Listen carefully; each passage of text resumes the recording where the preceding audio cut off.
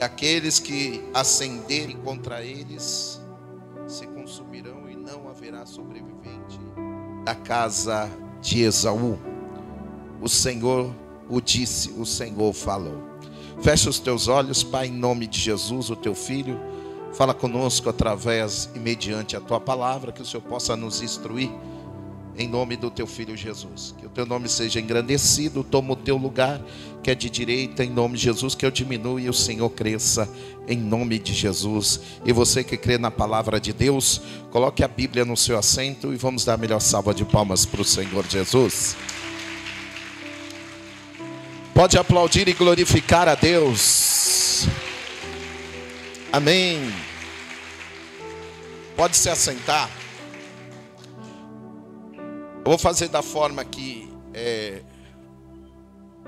Deus colocou no meu coração, para que você possa também anotar, para que você possa, que está em casa, acompanhar e possa entender.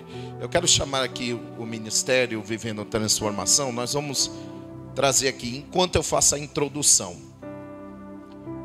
Obadias, ele pregou, a sua palavra profética era para o povo de Edom, os edomitas. Quem era esse povo? Era o povo que saiu, os filhos de Esaú. Todos eles saíram da descendência de Esaú. Esaú, quem era Esaú? Esaú era irmão de Jacó. Deus disse que no ventre de Rebeca, mulher de Isaac, geraria duas nações. E a nação, uma serviria a outra. Ele disse: o maior servirá ao menor. A palavra do Senhor diz que antes dessa nação ser formada no ventre de Rebeca, a Bíblia diz que Rebeca era uma mulher estéril. A palavra do Senhor diz lá no livro de Gênesis que Isaac orou por sua esposa Rebeca continuamente.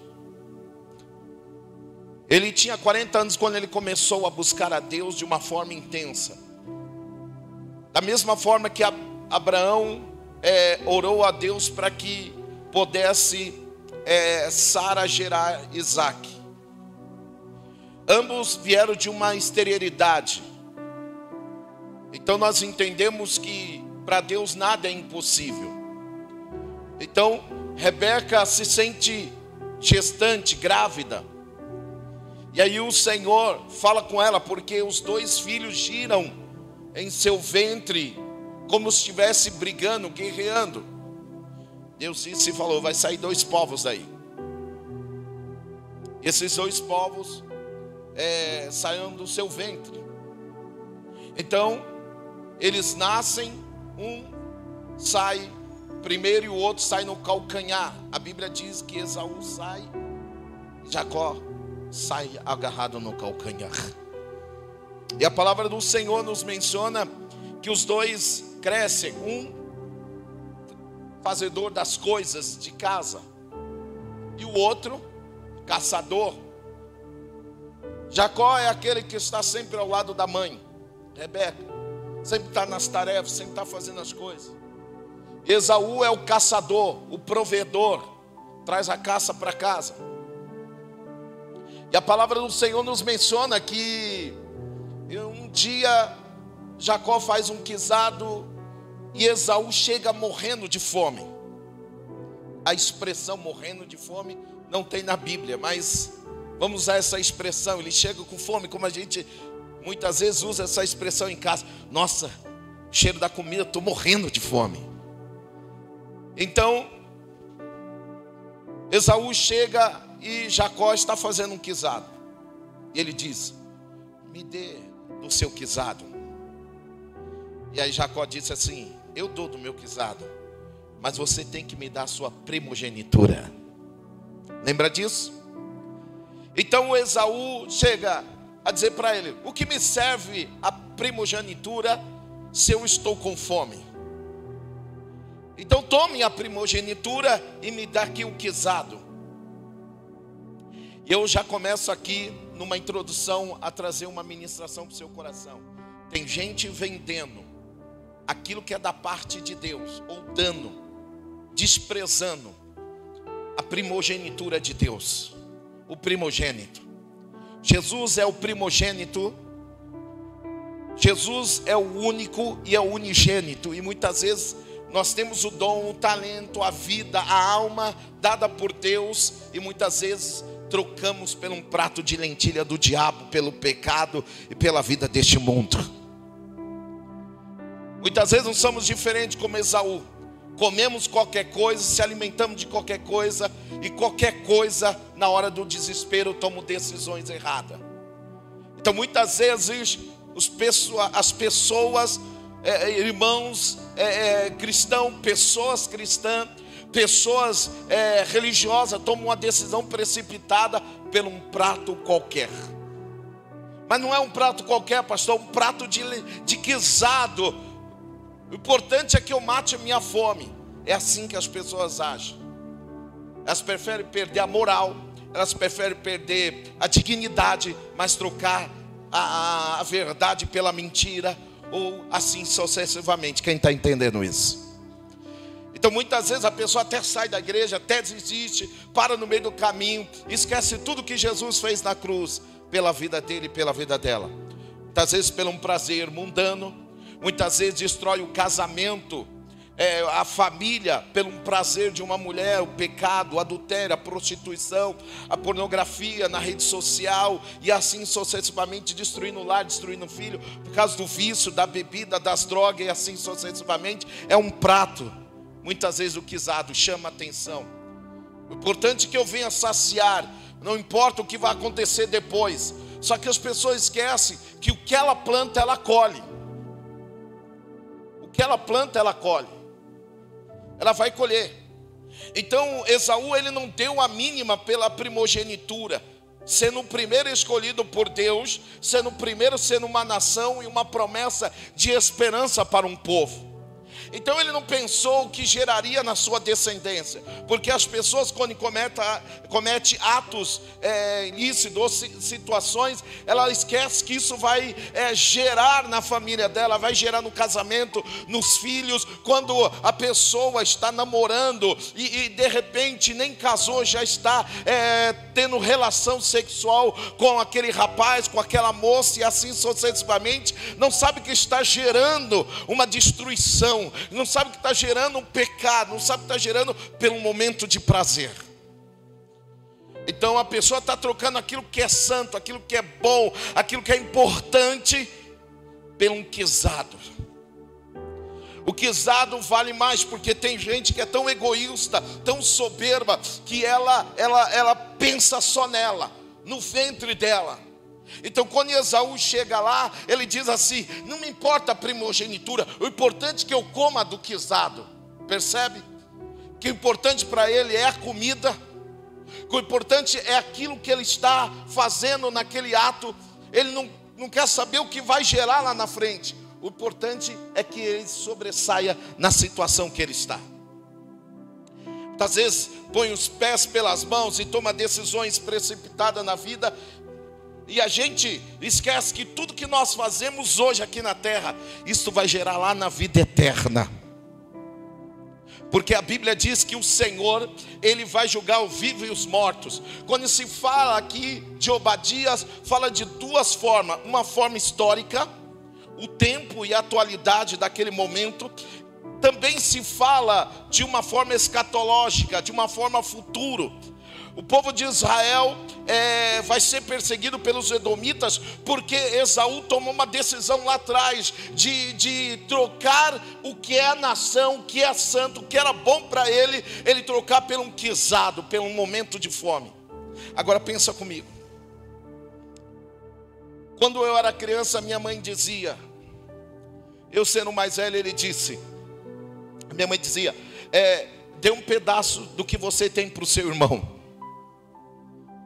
E aí de eu não obedecer, e muitas vezes eu ficava com um pedaço menor e dava o maior para o meu irmão, ele sendo do meio. E assim acontecia com o caçula também. Então a gente é ensinado a compartilhar. Então, naquele exato momento, Jacó não precisava dar a sua primogenitura. Ele ia comer de qualquer jeito, porque a comida estava sendo feita em casa. A comida estava sendo feita, o guisado, de qualquer jeito, Esaú ia comer. Um guisado, não estamos falando de uma cumbuquinha, de uma comida. Estamos falando de um guisado. Não estamos falando de um pouquinho de arroz, ou de um pouquinho de feijão e um pedacinho de carne. Nós estamos falando de algo maior. Então ele não precisava se desesperar e trocar sua primogenitura por causa da fome. Ele poderia esperar, porque todo mundo ia comer. A mãe dele ia comer, o pai dele, Isaac, ia comer, Rebeca ia comer, Jacó ia comer, e Esaú ia comer também, porque a caça estava lá. Mas mesmo assim, se Jacó disse: você não vai comer do meu guisado, de maneira alguma, aquele irmão egoísta, aquela pessoa egoísta, sabe, aquela pessoa que ela prioriza ela e mais ninguém. Vamos supor que Jacó fez isso, mas esquecemos na palavra do Senhor que Esaú era um caçador nato. Ele podia dizer: você não quer me dar do seu guisado? Tudo bem, eu vou para a mata. Ele estava acostumado a caçar, viver da mata. Então ele poderia ter ido para a mata e lá mesmo ele preparar a sua caça e se alimentar. Mas a questão não era o guisado. A questão é que Esaú já não estava no foco de Deus. Quando a pessoa chega a este ponto, ela não está nem aí. Ela não se preocupa com o que vai desencadear no casamento dela, na família dela. O importante é o prazer, o momento e a hora que ela está desfrutando. Ela não se preocupa com o que vai gerar, o que vai acontecer. Ela não se preocupa que a mentira, o engano, o pecado vai levar consequência para a vida eterna. Ela será julgada pelos seus atos. Então ele diz: leva essa primogenitura, não quero nem saber. O importante é que eu mato a minha fome. E de repente ele está comendo guisado. Ele se desfruta do guisado. Só que a geração dele, a Bíblia diz que vai virar um restolho, vai virar como palha, será exterminada. Todos os edomitas que se levantaram contra o povo de Israel caíram por terra. Nenhum prevaleceu, nenhum deu continuidade, todos foram aniquilados. E a palavra do Senhor me levou, o Senhor, a dar um tema para esta noite. E o tema desta noite é: construindo um ponte e não abismo. Nós temos que começar a construir ponte. Ponte representa crescimento, ponte representa futuro, ponte representa adiante, não para trás, sempre para frente. Te leva adiante, não para trás. E a palavra do Senhor diz que quando Deus leva o povo de Israel ao deserto, Deus está dizendo: eu vou criar uma ponte no Mar Vermelho, vou abrir o Mar Vermelho e vocês vão passar para o outro lado. Sabe, querido, muitas vezes a gente fica olhando para trás. Nós olhamos e queremos voltar para trás como o povo de Israel. O povo de Israel queria voltar para o Egito. Nós somos separados como um povo santo, escolhido por Deus, para andar em santidade, fazer a diferença nessa peregrinação, nessa terra, e ser diferente. Realmente, quando alguém olha para você, ela tem que olhar e ver exemplo em você. Muitas vezes a gente diz assim: não olha para mim não, que eu sou cheio de falha.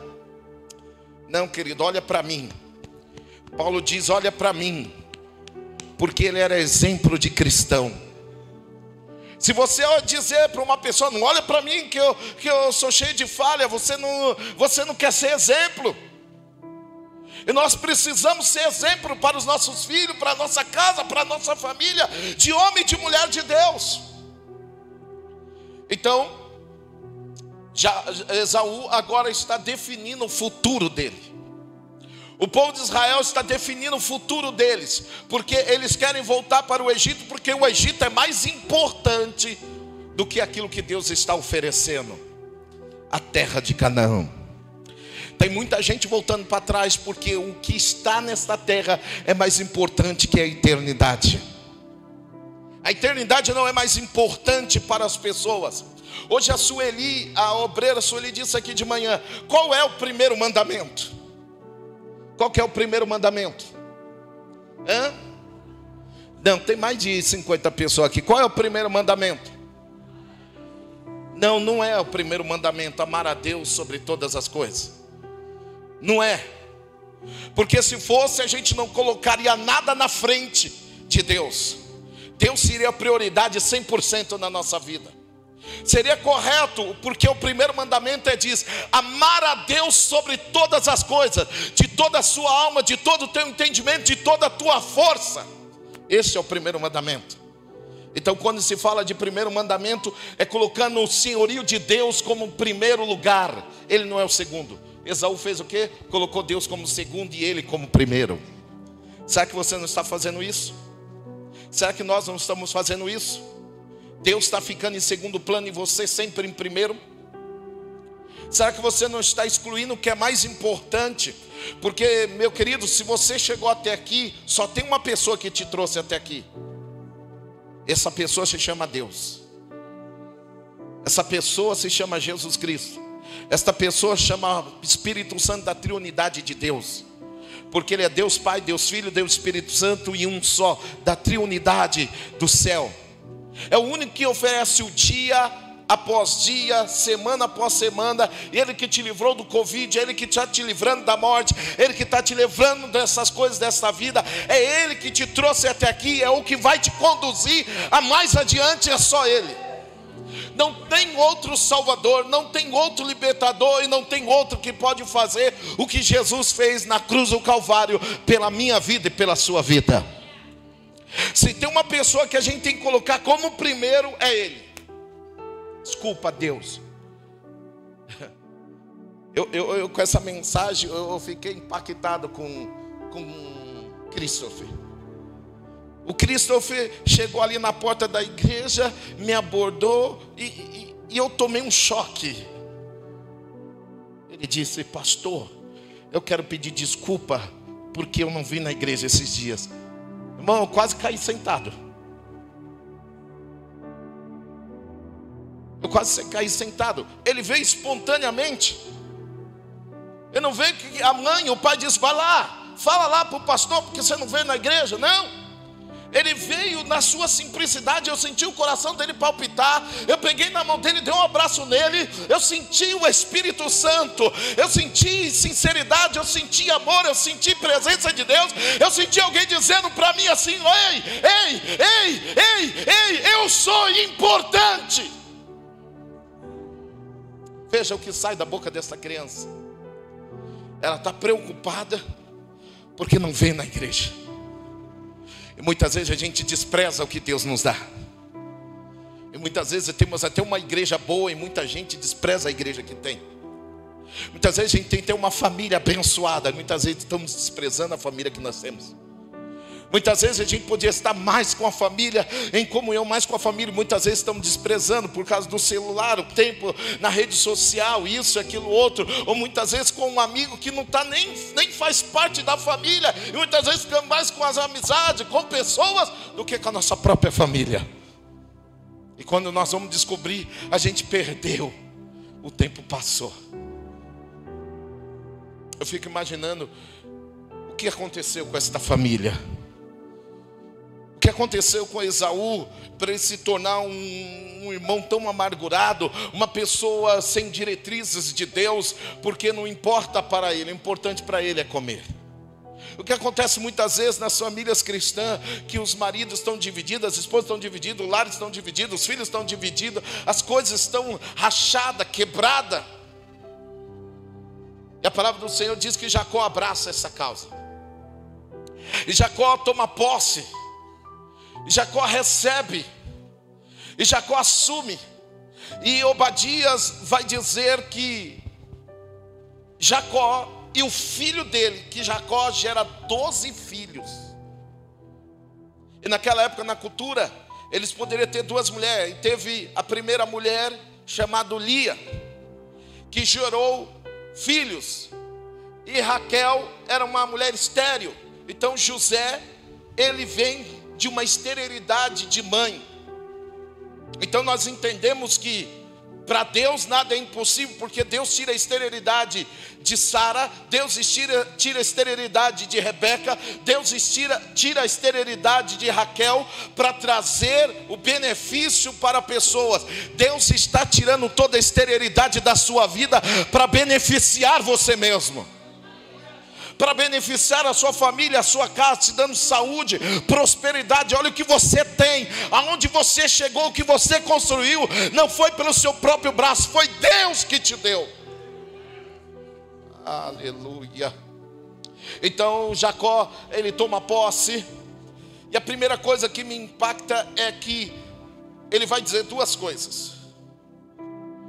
Ele vai dizer, o profeta, ele vai dizer que Jacó será como fogo e José será como chama. Fogo e chama são duas coisas diferentes. Fogo você põe na lareira para aquecer o ambiente. Chama você chama a atenção.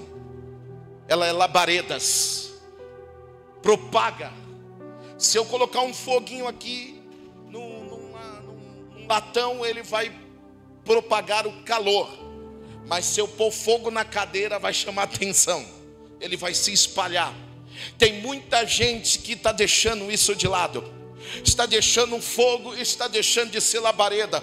A sua vida cristã já está apagada, já não é mais fogo porque não consegue aquecer ninguém, já não é mais chama porque não consegue espalhar mais o que é importante dentro do lar, no casamento, na família. As labaredas já não estão mais funcionando como devia funcionar. Então Deus disse, olha, eu chamei as duas nações, eu chamei esses dois povos para ser povos diferentes, fogo e chama.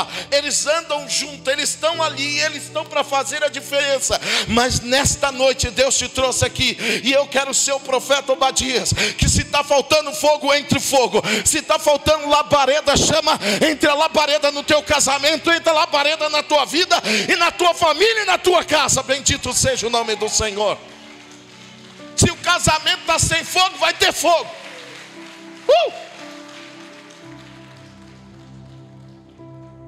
Vai pôr fogo lá no casamento. E nós precisamos entender de uma outra forma e de outra maneira também, que quando se fala de fogo e labareda, fala de aquecimento, de vida aquecida. A palavra do Senhor fala de uma parábola de 10 virgens. A palavra do Senhor diz que 5 eram prudentes, 5 eram imprudentes. E a palavra do Senhor nos menciona que 5 têm azeite, então eles mantêm o fogo aceso, a chama acesa.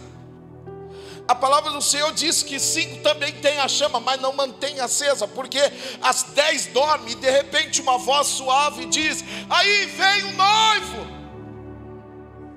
E 10 mulheres se levantam desesperadamente, e a outra acende, uma primeira, a segunda, a terceira, a quarta e a quinta acende aquelas chamas, porque elas têm um azeite para acender as suas lamparinas. E as demais diz, para as outras 5 prudentes, diz assim, ei, me dá um pouco do seu azeite para a gente alimentar a nossa chama. E elas disseram, não, é melhor você voltar para trás e buscar azeite lá atrás. Ei, querido, quando você voltar, Jesus já voltou. Jesus não vai te esperar. É melhor você voltar para o caminho do Senhor agora. É melhor você voltar para Jesus enquanto há tempo. Isaías o profeta diz, buscai o Senhor enquanto possa se achar. E a palavra do Senhor diz que assim as 10 se levantam e saem correndo, e 5 saem correndo e vai de encontro do noivo, e as outras 5 falam, nós não vamos conseguir andar na escuridão. Eis a palavra do Senhor do livro de João capítulo 8 diz que aquele que está em Jesus não anda em trevas. E a palavra do Senhor nos menciona que de repente elas voltaram, e aí já era tarde demais. Ei, não deixa de acertar a sua vida tarde demais. Não deixe de organizar a sua vida tarde demais. Não deixe de colocar a sua vida no caminho do Senhor tarde demais.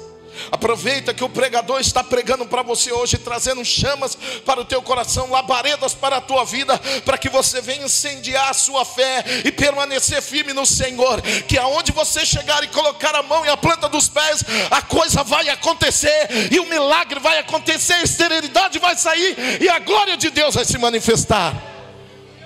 Aleluia.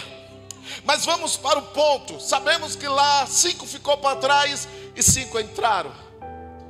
A palavra do Senhor diz que 5 mulheres entraram e 5 ficaram fora. Mas as 10 eram virgens. Você conhece bem o texto. As 10 tinham qualidade, das 10 tinham chamado. Mas só 5 entraram. Então não perca a sua oportunidade. Não despreze aquilo que Deus te deu, que é a vida, a alma e o espírito. Porque o homem torna para o pó, mas um dia ele prestará conta da sua alma. E quem nós vamos prestar conta vai ser no tribunal de Cristo, porque Deus vai cobrar todos os seus atos nessa terra. Então vamos lá, a palavra do Senhor nos menciona que esta casa, os 3, perceba que os 3 falam sobre casa. Perceba isso, ó, verso 18. A casa de Jacó, a casa de José e a casa de Esaú. Está falando de construção, construir casa, construir estabilidade. E você sabe que construir não é fácil. Eu estou passando por construção e físico, então é um trabalho diário, uma luta, é um sufoco para construir algo. Mas tem um sacrifício, tem que pagar o preço.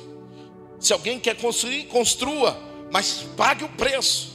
Se a gente quer construir uma vida consolidada com Deus, tem preço a pagar. Não é fácil construir. Por isso que eu coloco lá hashtag construção diária. Eu amo a minha igreja, porque todo dia é um dia de construção diária. Todo dia é um preço, todo dia é uma luta, todo dia é uma perseguição, todo dia é um leão, um urso que eu tenho que enfrentar, uma dificuldade. Ei, todo dia vai ter dificuldade. Todo dia vai ter luta, as lutas vão vir, a luta do cartão de crédito, a luta do IPVA vai vir de ano em ano, tem as contas para pagar, tem a luta. Tem a dificuldade com o marido que deixa a toalha, o filho que deixa as coisas largadas, vai ter a dificuldade. As dificuldades, elas são contínuas. Muitas vezes a gente pega-se tomando uma decisão precipitada, uma forma áspera, uma maneira áspera, e muitas vezes esquecemos que tudo passa. Só que amanhã a louça vai estar de novo, e a casa vai estar bagunçada novamente. Mas as palavras que você lançou, elas ferirão pessoas, machucarão. Porque vai amanhecer a louça no outro dia, talvez a casa vai estar bagunçada no outro dia, as coisas vão estar acontecendo no outro dia, porque são todos os dias um dia diário. A questão não é a palavra que você leva, é a forma que você fala, é a maneira que você age. Então nós temos que tomar cuidado. Nós temos que tomar cuidado dentro dos nossos lares. Nós somos cristãos, nós somos homens e mulheres de Deus. Nós temos que trazer o equilíbrio. Nós temos que, não podemos fazer como Esaú, todo desesperado. Apesar que muitas vezes acontece isso, eu não sei na sua casa, mas na minha casa acontece. Muitas vezes a gente está desesperado para comer. Aí a esposa diz: cadê o pudim que estava aqui? Já foi. Você gosta muito de prestígio. Cadê o prestígio que estava aqui na geladeira? O formigão comeu. Foi ele que andou aí de madrugada. Mas isso não pode te levar a decisões precipitadas. Eu deixei para mim aqui e pá. A gente tem que ter um equilíbrio. Nossos filhos, na nossa casa, onde você trabalha. E muitas vezes onde você trabalha como cristão, você faz a diferença. Porque aquele lugar prospera, cresce, porque você está lá. Você desenvolve. Se você tem que fazer alguma coisa, mas faça com excelência, não faça de qualquer maneira, de qualquer jeito. Você é rei, sacerdote. Você está ali para fazer a diferença, impactar vidas. Mas Esaú não estava preocupado com isso. Mas Jacó assumiu a sua posição que Deus escolheu para ele. E ele teve 12 filhos. A Bíblia diz lá no livro de Gênesis que ele formou 12 tribos. Põe aí, ó, Gênesis 35, verso 23. A Giovana está lá na mesa para trans. Gênesis 35, 23. Jacó gerou 12 filhos. Desses 12 filhos, um dos primeiros filhos de Lia foi Rúben. E o outro filho foi de Raquel, o primogênito, que foi José. E a palavra do Senhor diz, Gênesis 35, esse o verso 23. E os filhos de Lia foi, o primeiro foi o primogênito, Rúben. Grave isso. Vai lá no verso 26, se eu não me engano.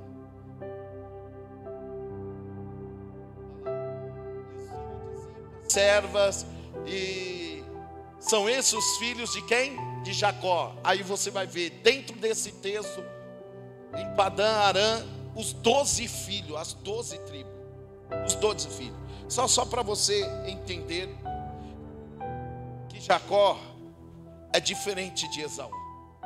Ele gera e Esaú não gera quase nada. Mas o que tem a ver com a minha vida? Nós nascemos, crescemos por Deus, para um propósito de Deus nessa terra, para gerar, através da nossa família, através da nossa vida, crescimento e desenvolvimento. Seus filhos, meus filhos, nossos filhos, os nossos netos, a nossa geração até Jesus vir, tem que ser bênção na terra. Então Deus me chama a atenção da seguinte forma. Eu vou começar aqui pelo evangelista Claudemir, que quando se fala de construir, como Jacó construiu a sua vida. Vamos fazer dessa forma temática. Gênesis de número 28, verso 18.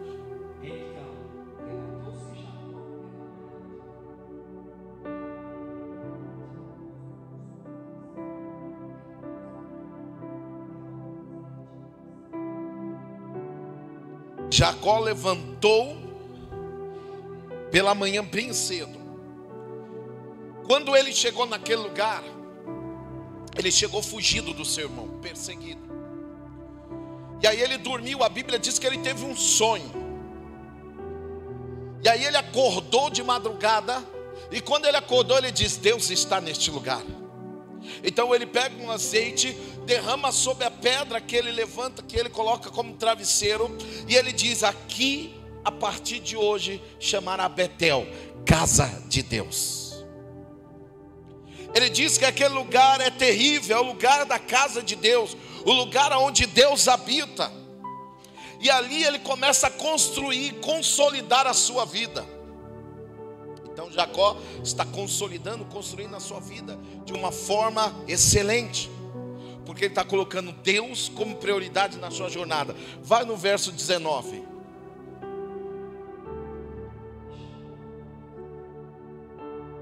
Chamou o nome daquele lugar o quê? Que significa casa de Deus. Vamos lá.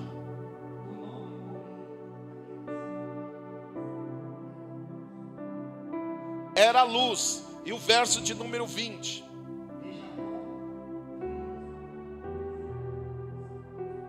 Se Deus for comigo, ó Deus como prioridade aí. Guardar. Vai lá.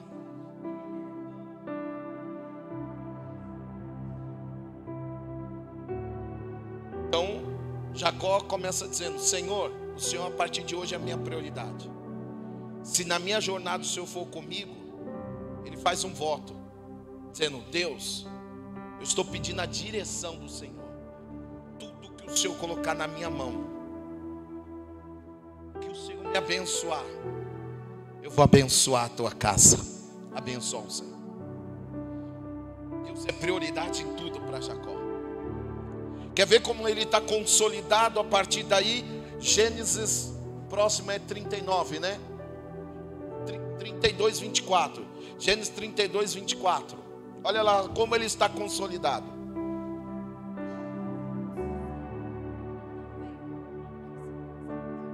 Até o amanhecer.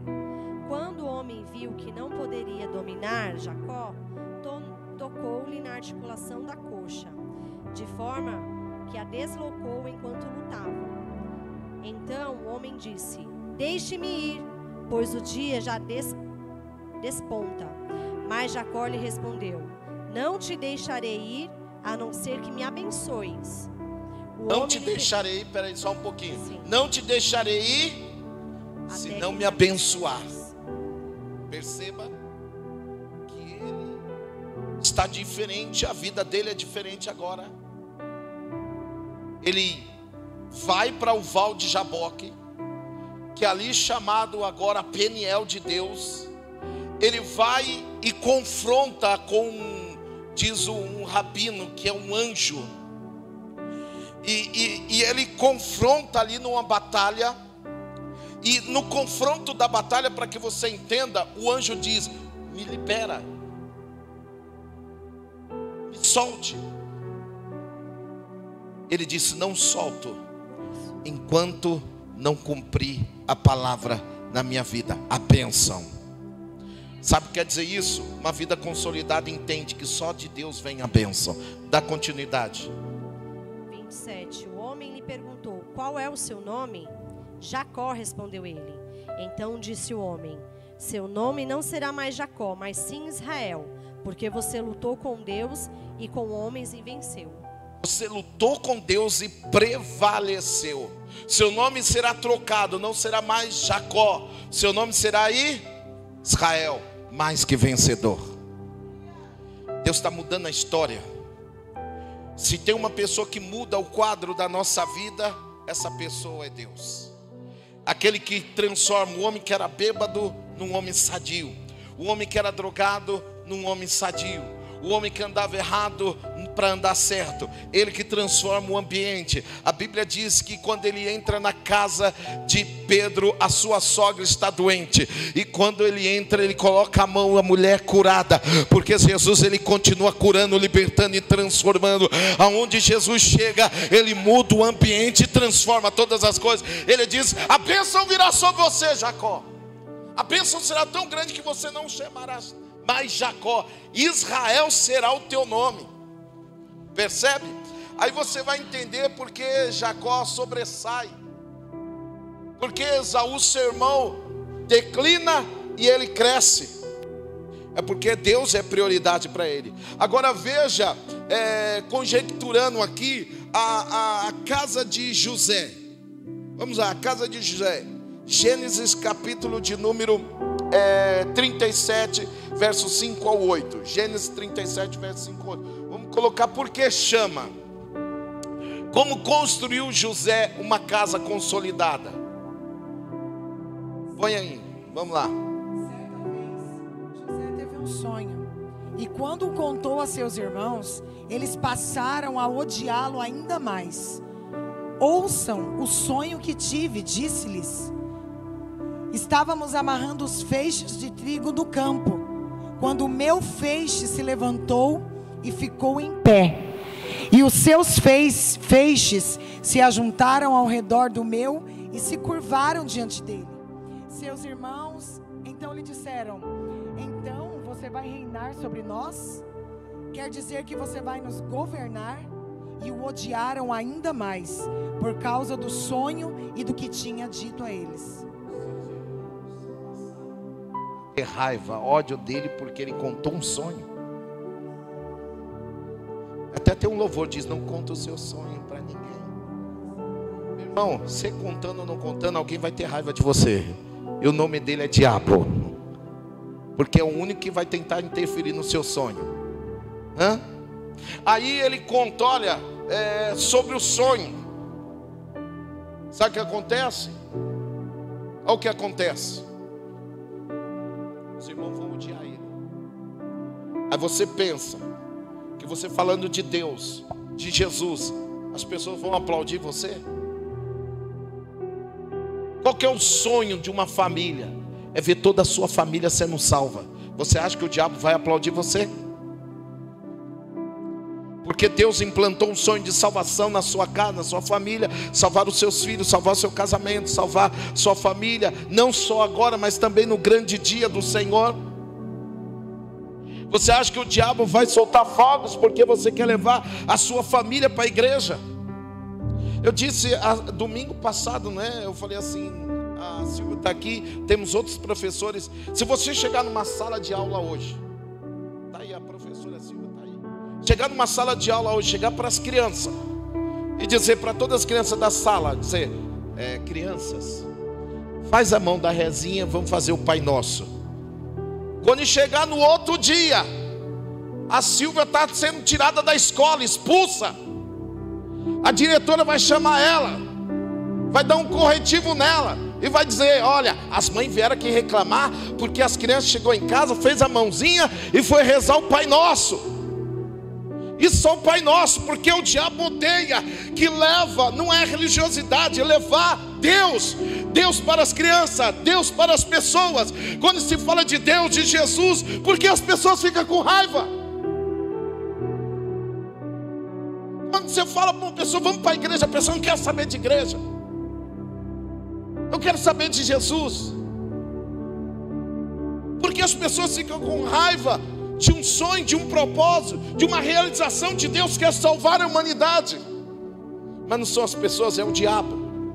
Aqui não são os irmãos de José, é o diabo atuando, é o inimigo atuando. Porque o que está gerando para nós em sonho, em projeto de Deus, gera um futuro garantido. Então o que José está contando é um futuro de garantia, onde o Egito e Israel vai passar fome, e Deus já está garantindo um futuro. Deus trabalha antecipadamente para que o futuro seja garantido. Porque a gente ora pela nossa nação, porque a gente ora pelo nosso casamento, porque a gente ora pelo bairro, porque a gente ora pelas pessoas, para que garanta um futuro para essa nação, porque queremos injetar o Pai Nosso na vida das crianças, para garantir um futuro melhor para as crianças amanhã. Porque o único que pode cumprir uma palavra de salvação é o Pai, é Deus. Ele é o Pai Nosso de cada dia. É interessante que Davi, ele foi tão sábio em suas palavras. Salmo de número 23, verso 6, diz assim: sei que a bondade e o amor me seguirão todos os dias da minha vida, e habitarei na casa do Senhor por longos tempos. Casa do Pai. Jacó estabilizou a sua vida na casa do Pai. José está entendendo que o que Deus está fazendo por ele é porque o Pai dele, Deus, vai cuidar de um futuro, de uma geração. Então está se levantando os seus irmãos. Então vai ter levante mesmo. Seus sonhos, seus projetos, no seu casamento, na sua família, contra os seus filhos, vai haver levante. Se você faz um trabalho com excelência, alguém vai se levantar lá no trabalho e vai dizer: ei, puxa saco do chefe. Mas não é que você é puxa saco, é que você gosta de fazer as coisas com excelência. E tudo que você faz com excelência, e Deus sempre fez coisas com excelência, sempre houve um levante. Jesus nunca pregou religiosidade, mas ele sempre pegou arrependimento para as pessoas. E os doutores da lei, os fariseus, se levantavam contra Jesus. Então incomoda isso, incomoda pessoas, incomoda o diabo, porque ele sabe, Satanás sabe que a igreja de Jesus tem um futuro. Então José, ele constrói a sua base em cima, sua casa a base de luta. Tudo que você constrói, se constrói à base de luta, de perseguição. Porque a vida não é fácil. É perseguição, é luta, mas você está construindo. É perseguição, luta, mas você continua construindo. Então José, ele não está preocupado com o ódio dos seus irmãos. O importante para ele é construir o que Deus prometeu para ele. Agora veja o próximo texto. O Senhor estava com... Isso está no livro de Gênesis, capítulo de número 39, verso 2. Foi o homem próspero e estava na casa de seu senhor egípcio. Vendo, pois, o Senhor que o Senhor estava com ele, e tudo o que fazia o Senhor prosperava em sua mão. José achou graça em seus olhos e serviu-o, e ele o pôs sobre a sua casa, e entregou na sua mão tudo o que tinha. José chega agora, vendido pelos seus irmãos. Quem lembra disso? Vendido para o Egito. quando ele chega como escravo no Egito, ele vai trabalhar na casa de quem? Potifar. Cadê o texto? Está aqui. José achou graça em seus olhos e servia-o. E ele pôs sobre sua casa, entregou nas suas mãos tudo o que tinha. Quem é que fez isso aí? Potifar. Agora, a Bíblia diz que Deus era com José. Agora, onde está o ódio de José porque os seus irmãos se levantaram contra ele? Aonde demonstra aqui que ele está arrasado, que ele está de cabeça baixa, que ele está triste, que ele está sentindo humilhado, vergonhado, porque ele não vai ter nada na vida, porque a vida dele não vai para frente, porque alguém se levantou. Não, pelo contrário, você vai ver Jacó de pé, você vai ver Jacó trabalhando, você vai ver José prosperando, José crescendo. Aonde ele coloca a planta dos pés, ele sabe que Deus é com ele. Ele não tem medo, ele não está desequilibrado, ele não está perdendo o rumo. Ele não está ali, ai meu Deus, coitado de mim. Ai Senhor, como é que eu vou crescer, como é que eu vou prosperar com tanta perseguição, com tanta luta, com tanto problema. Olha quantas pessoas se entregam uma depressão, uma luta, uma dificuldade, e José não está nem aí, porque ele confia no plano de Deus. Ele confia no propósito de Deus. É por isso que quando ele chega lá, ele prospera.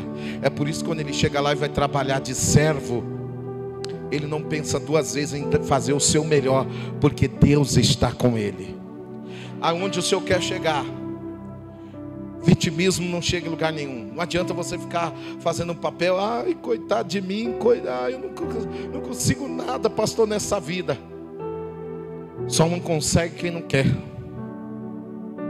Você sabe que esses dias eu vi um vídeo na internet, eu fiquei impressionado. Uma moça pegou uma paçoquinha e ela disse assim: eu vou transformar isso em R$150 no dia de hoje. Uma paçoquinha. E ela vendeu a primeira paçoquinha, foi lá e comprou outra paçoquinha. E ela foi lá e vendeu a paçoquinha e comprou mais outras paçoquinhas. E quando ela voltou lá, ela já estava comprando o pote de paçoquinha para vender. Tirou R$150. Como pleno o século 21, 2023, alguém faz um vídeo que consegue trabalhar honestamente, trabalhando, e tem gente que não quer nada da vida. E aí vem um larápio dizendo que as outras têm que roubar o celular dos outros para sobreviver. Enquanto tem gente mostrando que para sobreviver é esforço e sacrifício e levantar cedo. E tem gente que não está nem aí para nada, só quer o que é dos outros. José não está atrás do que é dos outros. Ele está trabalhando, ele está se esforçando, ele está lutando. Você quer chegar em algum lugar? Tem que estudar, tem que pagar preço, tem que levantar cedo, tem que ralar, tem que fazer alguma coisa. Teu pai e a tua mãe estão dizendo faça. Então estude, batalhe, rale, chega lá no topo. Diz, não é o suficiente, Deus me deu saúde e capacidade, vou chegar mais longe. A Bíblia diz que ele constrói a sua vida em meia dificuldade, em meia luta. Depois ele passa pelo cativeiro, e lá está José como que? Governador do Egito. Uau! Olha onde ele começou, com um sonho. Começou com um sonho, foi edificando a sua vida, construindo pontes e nunca abismo. Porque quem constrói abismo não chega em lugar nenhum, só fica olhando para o fundo. Só vai descendo, contando só derrota. Só vive na derrota. Ei, está na hora de parar de contar derrota e começar a colocar sucesso na sua vida.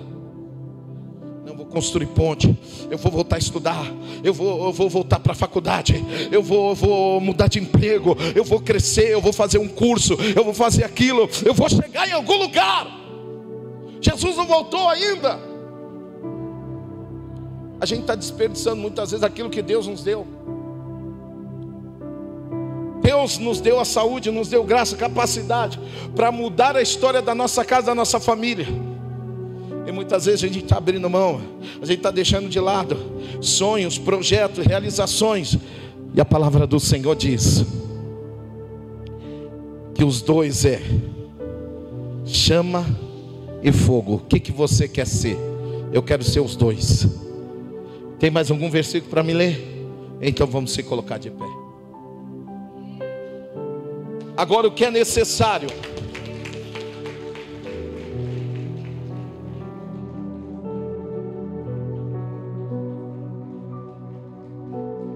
O que é necessário então, pastor? Escolha. A escolha certa. Fazer a escolha certa é a melhor coisa.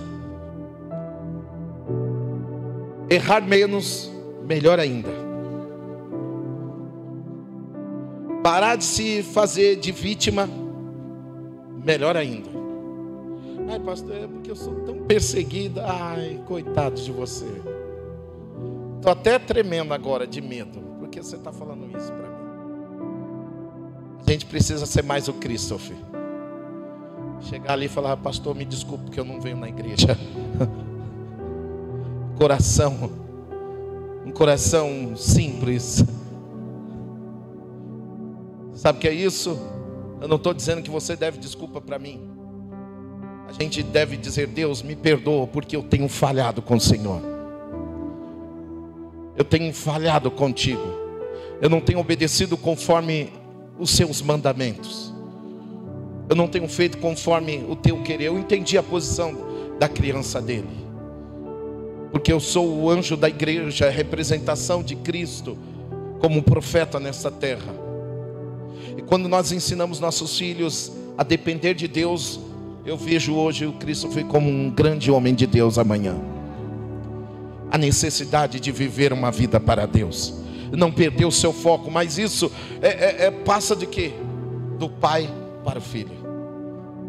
Isaac disse: Jacó, você vai ser um grande homem de Deus. Esaú, você também vai ser um grande homem de Deus. Mas o que aconteceu? Porque Esaú desistiu? Porque Esaú não só esperou mais um pouco. Ensina os seus filhos a esperar o tempo de Deus. Diz: meu filho, vai acontecer. Deus é bom, está tudo certo. O papai e a mamãe vai chegar lá. Nós vamos chegar lá. Nós estamos construindo algo tremendo para a nossa família.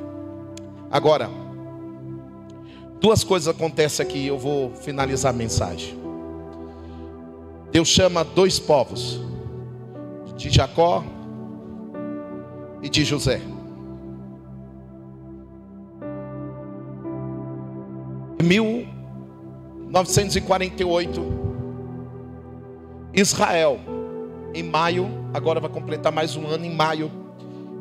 Israel, que não era conhecido entre as nações como uma nação, em 48, se eu não me engano, 15 de maio de 48. Foi em maio de 48, eu não lembro se é 15 ou é 5. Em 48, Israel é conhecido nessa profecia como uma nação. Por quê? Jacó representa a nação de Israel, nação do norte. Jerusalém representa José, a nação do sul. Esses dois povos parece que está dividido, mas não estão, mas são unidos. Em 48, Israel é reconhecida pelas nações como uma grande nação, uma potência. Em dezembro de 49, Jerusalém se torna a capital de Israel. Qual será o seu nome? Israel a partir de hoje. Mas você precisa de uma capital. A capital será Jerusalém. Hoje é Jerusalém um dos lugares mais visitados do mundo. É Jerusalém,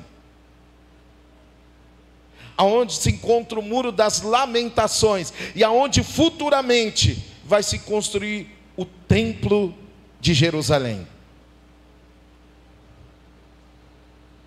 há uma profecia para se cumprir. E o que me chama a atenção é que Israel é um lugar seguro, forte e tremendo, de alta defesa. Praticamente 98%, eu posso estar errado, 90% vou colocar, da tecnologia saiu de Israel. Israel sempre será uma nação santa, escolhida, remida, e nós somos enxertados em Israel, escolhido para viver uma vida para Deus. Ah, se não fosse Jesus, o que seria de nós? Então nós pegamos a profecia e transformamos para a nossa vida, em transformar a nossa casa, a nossa família, a nossa vida em uma vida forte, um povo forte. Nós somos escolhidos como fracassados, queridos. Meu filho não é fracassado, meu neto não será fracassado, eu não serei fracassado, a minha esposa não será fracassada, a minha casa não será fracassada, porque eu fui escolhido pelo próprio Deus, e a sua também não será. Meu casamento não será fracassado, o seu também não será fracassado, porque nós estamos de pé para lutar por aquilo que Deus nos deu. É os nossos filhos, a nossa casa, a nossa família, nosso sonho, nossos projetos. Jesus não veio ainda e nós estamos de pé para lutar. Se o diabo se levantar, ele vai se levantar mesmo, e quando ele se levantar, ele vai ter que se levantar para dobrar os joelhos, como aquele que era endemoniado, que andava no sepulcro, quando viu Jesus ao longe, prostou de joelho, e o diabo disse: que eu tenho contigo, Jesus, filho do Deus Altíssimo. O diabo tem que reconhecer o Deus Altíssimo na tua vida. Deus tem prosperidade para o teu povo. E quando se fala de prosperidade, não fala de ganância, não fala de dinheiro, não fala de um Deus mamon. Nós estamos falando de prosperidade. A prosperidade de Deus é como a shalom. Ela traz paz, ela traz harmonia, ela traz um ambiente transformador, ela traz alegria, ela traz felicidade, ela rompe barreiras, ela quebra barreiras, ela quebra as correntes, ela vai avante, ela vai limpando o caminho, vai transformando todas as coisas. Essa é a prosperidade de Deus. Porque o dinheiro ele pode acabar amanhã, mas a prosperidade de Deus nunca acaba. Ela alcança a minha geração, a segunda geração e a terceira geração. Essa é a prosperidade que Deus tem para oferecer. Quando se fala de prosperidade, muitas igrejas estão equivocadas, dizendo: não, traga o seu dinheiro para a igreja que você vai ser próspero. Está errado. Porque não é trazendo o seu dinheiro que você vai ser próspero. Porque se fosse assim, tem rico que não sofria, não pegava câncer, não morria. Dinheiro não é a solução, Jesus é a solução. Jesus é a solução para todas as coisas. Se tem uma pessoa que pode salvar meu casamento, a minha família, os meus filhos, dar um dia melhor para mim, essa se chama a pessoa de Jesus Cristo. Eu quero orar por você. Agora, construir, não sou eu que construo. Não é Deus, é você que constrói. Porque se você não construir algo aqui, você não tem futuro lá. Mas se constrói aqui para ter um futuro lá. Tem gente construindo não está construindo nada, está só cavando abismo, abismo, abismo, abismo. E se afundando mais ainda. Se afundando mais. Eu gostaria que você, se for possível, você desse a mão para essa pessoa que está ao seu lado. Eu quero orar por você. Eu quero orar pela sua família. 3 coisas eu quero empregar aqui nesta noite como pilar para nossas vidas. O primeiro é crer que Ele é Senhor. Crer que Ele é Senhor. Crer que Ele é Senhor. Segundo, crer no dia do Senhor, porque chegará o dia, e todo dia é o dia do Senhor. Amanhã é dia do trabalhador, sim ou não? Não, todo dia é o dia do trabalhador. Amanhã só é o feriado do dia do trabalhador, mas todo dia é o dia de quem trabalha.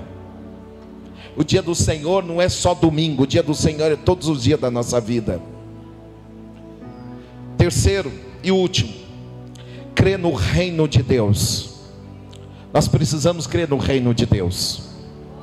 Por isso que o Pai Nosso diz: venha o teu reino e seja feita a tua vontade, assim na terra como no céu. Então quando você ensina uma criança a orar o Pai Nosso, venha o teu reino, o diabo fala: não, não pode. Eu não posso que esta criança daquela escola, daquela faculdade, aquele jovem, aquele pré-adolescente, receba o reino de Deus lá. Eu não quero que o reino de Deus estabeleça na casa de fulano, de Beltrano, não. Eu não quero. O diabo odeia o reino de Deus na sua casa. E a primeira coisa que ele vai usar, vai dizer assim: ih, foi para a igreja, já virou fanático, doido, varrido, maluco. Servir Jesus não é maluco, não é ser doido, é ser inteligente. Porque só Jesus garante o futuro do homem. Servir Jesus, trazer o reino de Jesus até nós, é inteligência isso. É ser sábio. Quando nós trazemos o reino de Deus para dentro da nossa casa e a gente começa a colocar Jesus. Pedro diz: Senhor, entra na minha casa. E a sogra dele foi curada. A manifestação de Deus aconteceu dentro da casa de Pedro. Assim acontece quando todos colocaram o Senhor como prioridade. A esterilidade saiu, o mal saiu e a glória de Deus se manifestou. Aleluia. Soberano Deus, amado Pai, nesta noite, em nome do teu Filho Jesus, desse que está nos acompanhando agora à noite, de perto e de longe, do Brasil ou fora do Brasil, eu sei que a casa desta pessoa a partir de hoje se transformará numa casa onde vai construir pontes, não abismo, mas pontes para o crescimento, o desenvolvimento, para chegar ao outro lado, para avançar. Meu Deus, em nome de Jesus, nós queremos nesta noite, ó Pai, oh meu Deus, em nome do teu Filho Jesus, nessa direção do teu Espírito Santo, eu oro por esse meu irmão, pela essa minha irmã, que ela venha voltar-se para o Senhor, que ela venha colocar o mandamento, e o primeiro mandamento é amar o Senhor sobre todas as coisas, colocar o Senhor como prioridade. Aquele que quer construir, constrói primeiro com o Senhor. O Senhor, meu Deus, dá saúde e graça, como deu para José e como fez Jacó chegar lá. Abençoa os teus filhos, abençoa as tuas filhas, abençoa a tua igreja, abençoa o casamento, a família, abençoa o lar desta pessoa. Hoje é o último domingo do mês, vivendo transformação, e vivendo uma transformação, hashtag, é uma transformação diária. Todos os dias vivemos um momento transformador no nosso lar, no nosso casamento. Empregamos a palavra do Senhor e teremos resultado dentro da palavra do Senhor, em nossos lares, em nossa vida, com paciência, com sabedoria, com inteligência, meu Deus, com fé e com o Senhor como prioridade. Abençoa os lares, abençoa os filhos, traga saúde, traga prosperidade, traga paz, traga harmonia, equilíbrio neste lar. Abençoa as famílias deste lugar, as famílias de perto e de longe, que o Senhor possa abençoar através desta palavra, essa palavra histórica, profética, escatológica,